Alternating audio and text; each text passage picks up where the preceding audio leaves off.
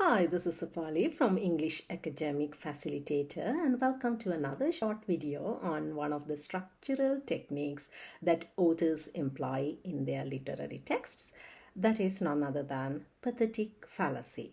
So the example I'm going to take to explain how it is utilized is the extract taken from Edexcel Anthology. Whistle, I'll come back to you. And this is taken from a Gothic novel, A Woman in Black by Susan Hill. So let's see how it goes. First of all, let's see what pathetic fallacy is. Pathetic fallacy is a kind of pattern we use in literature that is used to attribute both human qualities and characteristics to inanimate objects of nature. Got it? Of course, it's a kind of personification, but you need to distinguish pathetic fallacy from personification. Pathetic fallacy is often associated with the attribution of human emotions to aspects of nature, such as sun, sky, wind, etc., while personification is applied to things of both natural and man-made. Simple as that. All right? Here we got Arthur, the protagonist, who hears some eerie noises in the dead of the night, where he is badly isolated in a strange place. And his fear, frustration, and tension towards the situation are intensified by nature's sudden turmoil. So this is where Susan implies pathetic fallacy. Okay? Well, here we find a character who is scientifically minded being thrown into paranormal situation which encourages him to question his core beliefs. So the intention behind employing pathetic fallacy is to create ominous feel to the story. For that purpose, Susan starts with a setting that is unfamiliar to the narrator in order to create a small sense of mystery in the story.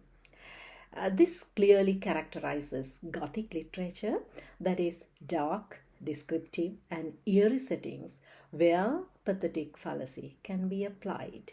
All right? During the night, the wind rose. As I had lain reading, I had become aware of the strong gusts that blew every so often against the settlements. But when I awoke abruptly in the early hours, it had greatly in force. The house felt like a ship at sea, battered by the gale that came roaring across the open marsh.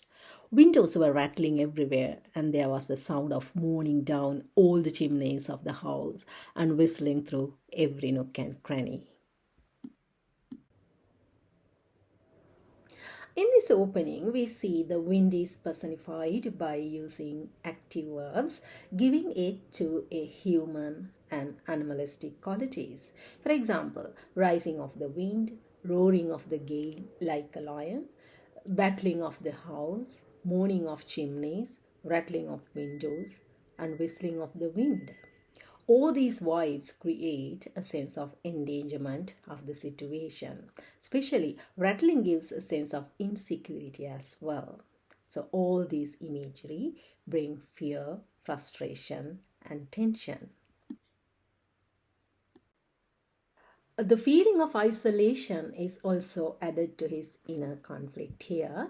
The simile, the house felt like a ship at the sea, gives a sense of isolation of the house where it is situated.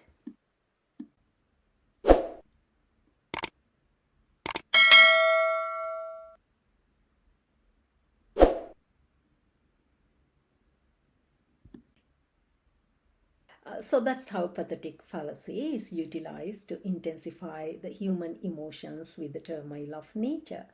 And just to remind you to follow my previous video on semantic field, one of these series, and the link is below in the description box. Thanks for watching, liking, sharing, and subscribing to this channel, and more videos on this topic are on the way. Bye-bye.